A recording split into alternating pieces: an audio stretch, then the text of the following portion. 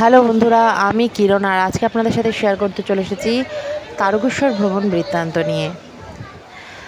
সকাল 8:25-এ হাওড়া থেকে তারকেশ্বর লোকাল ছাড়ি আর ট্রেনটি এসে পৌঁছয় তারকেশ্বরে 9:55-এ। আমরা এখন পৌঁছে গেছি তারকেশ্বরে। এবার এই তারকেশ্বর স্টেশনের বাইরে আমরা পৌঁছে একটি টোটো বুক করে নেব। দেখতে পাচ্ছেন ঘড়িতে বাজে 9:57। বর্তমানে এখানে কিন্তু সুন্দর এসকেলেটারের ব্যবস্থা করা হয়েছে। এই যে দেখতেই পাচ্ছেন, স্টেশনের বাইরে বেরোনোর জন্য এসকেলেটার কিন্তু রয়েছে। আমরা এই মুহূর্তে চলে এসেছি স্টেশনের বাইরে। দেখতেই পাচ্ছেন ঘড়িতে বাজে 10:04। তারকেশ্বর স্টেশনের বাইরে কিন্তু আপনারা অনেক টোটো পেয়ে যাবেন। ওখানেই কিন্তু টোটো স্ট্যান্ড। মাথা পিছু 10 টাকা করে নেবে, আপনাদের কিন্তু পৌঁছে দেবে একদম মন্দিরের সামনে। আমরাও তাই একটি টোটো বুক করে উঠে পড়েছি। দেখতেই পাচ্ছেন টোটো কিন্তু আমাদের একদম মন্দিরের সামনেই নামিয়েছে। ওই যে দেখুন, দেখা যাচ্ছে কিন্তু মন্দির।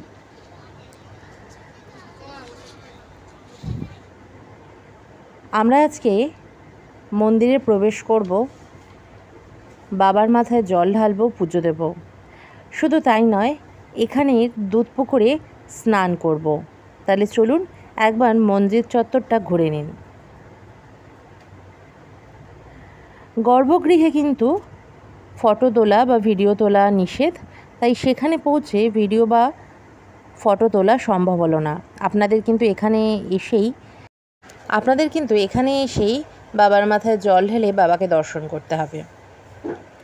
এবার চলুন আপনাদের নিয়ে যাই স্নানের ঘাটে। স্নানের ঘাটেই কিন্তু আপনারা এই রকমভাবে বাবার মাথায় জল ঢালার জন্য ঘট পেয়ে যাবেন। 20 টাকা থেকে স্টার্ট। তারপর আপনারা আপনাদের ইচ্ছে মতো কিন্তু ঘটের সাইজ অনুযায়ী দাম দিয়ে ঘট কিনতে পারেন। আর এটাই হলো সেই দুধ পুকুর। সবাই এখানে কিন্তু স্নান করছেন। কেউ কেউ দণ্ডিকেটেও কিন্তু এখানে পুজো দেন।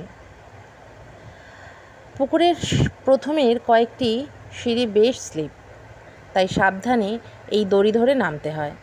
দেখুন, আমরাও কিন্তু স্নান করেছিলাম। তারপর চলে যাই বাবাকে দর্শন করে বাবার মাথায় জল ঢালতে। পুজো দেওয়ার সামগ্রীও কিন্তু আপনারা এই দুধ পুকুরের পাশেই যে সমস্ত দোকানগুলো আছে সেখান থেকেই পেয়ে যাবেন। এনারাও কিন্তু ব্রাহ্মণও বুক করে দেন। তবে স্টেশনে নেমেও অনেক পান্ডারাই কিন্তু তাদেরকে দিয়ে পুজো করানোর জন্য বলবে। আপনারা চাইলে সেখান থেকেও তাদের বুক করতে পারেন, অথবা এখানে এসে এই দোকান ধরে আপনারা ব্রাহ্মণ পেয়ে যাবেন।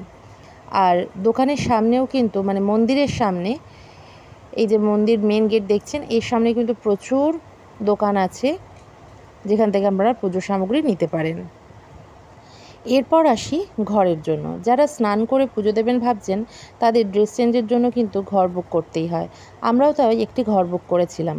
আমাদের কাছ থেকে নিয়েছিল 150 টাকা। আর 150 টাকার রুমটা দেখে নিন। একটা খাট থাকছে আর ওপরে ফ্যান লাইট দেখতেই পাচ্ছেন। এই রকম একটা খাট থাকছে। কিন্তু আপনারা এখানেই কিন্তু ড্রেস চেঞ্জ করতে পারবেন। যদিও এই বাইরে একটা ব্যালকনি ছিল। এছাড়াও একটা কমন টয়লেট কিন্তু বাইরে আছে। 150 থেকে 200 টাকার মধ্যে এই রকম কমন বাথরুম সহ ঘর পেয়ে যাবেন। এরকম ছোটো ছোটোই কিন্তু ঘর পাবেন। এছাড়াও এখানে কিন্তু ভালো ঘরও আছে, তবে তার দাম কিন্তু তুলনামূলক বেশি। এই দেখুন, আমরা যে রুমটা বুক করেছিলাম তার আশেপাশে এইরকম ছোটো ছোটো ঘর রয়েছে। আর এখানে একটা ডাস্টবিন রয়েছে, সাথে পাশে কিন্তু রয়েছে কমন টয়লেট। এরপর আসি কোথায় খাবেন। এই অন্নপূর্ণা হোটেলে কিন্তু আমরা যতবারই যাই প্রত্যেকবারই খাই, এবং এখানকার রান্না সম্পূর্ণ নিরামিষ, আর খাবার দাবারের কোয়ান্টিটি দুটোই ভালো। একদম মন্দিরের সামনে এই যে দেখছেন,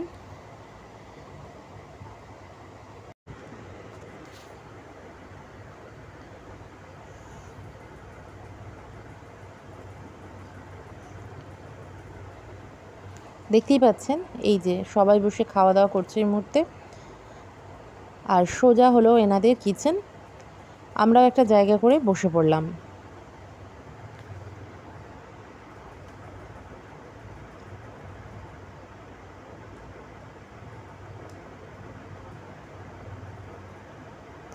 সবারই মোটামুটি বেশ খিদে পেয়েছে, তাই আমরা একটা ভেজ মিল অর্ডার করে দিলাম। এখানে নর্মাল থালি কিন্তু 80 টাকা থেকে শুরু।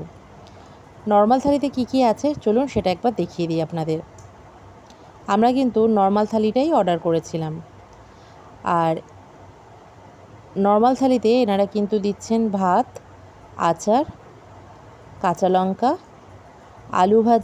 আলু ভাজা কিন্তু খোসা সমেত, সাথে ছিল ডাল, মুগ ডাল,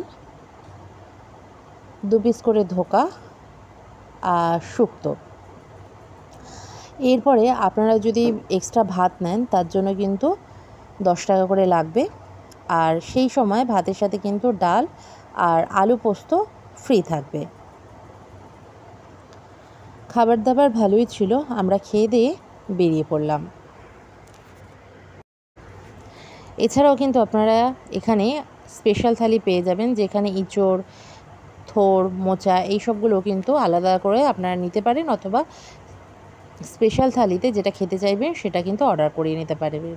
তবে সেখানে কিন্তু আপনার রেটটা একটু বেশি লাগবে। এছাড়াও এখানে খাওয়ার পরে মিষ্টি দই এবং মিষ্টিরও ব্যবস্থা রয়েছে, তার চার্জ কিন্তু আলাদা। পরে আমাদের আবার পাঁপড় দিয়ে গেছিলো। খাওয়া দাওয়া শেষ করে বেরিয়ে পড়লাম। বাইরে কিন্তু ছোটোখাটো অনেক দোকান রয়েছে, যেখান থেকে আপনারা বাচ্চাদের খেলনা সামগ্রী, পুজোর জিনিসপত্র, শিবলিঙ্গ, পিতল কাঁসার জিনিসপত্র, আরও অনেক কিছু সামগ্রী কিনতে পারবেন। তো আমরাও দেখাদেখি করে একটু ঘুরে বেড়ালাম, তারপর রওনা দিলাম বাড়ির উদ্দেশ্যে। আজকে এই পর্যন্তই। আশা করি ভিডিওটি ভালো লেগেছে। ভিডিওটি ভালো লাগলে লাইক এবং শেয়ার করতে ভুলবেন না। আর আমার চ্যানেলে নতুন বন্ধু হলে চ্যানেলটিকে সাবস্ক্রাইব করে বেল নোটিফিকেশানটা অল করে দেবেন, তাহলে আমি যখনই নতুন ভিডিও দেবো নোটিফিকেশান পৌঁছে যাবে আপনাদের কাছে সবার আগে। আজকে এই পর্যন্তই, আবার দেখা হবে নতুন কোনো ভিডিও নিয়ে। টিল দেন সবাই খুব ভালো থাকবেন, সুস্থ থাকবেন। টাটা।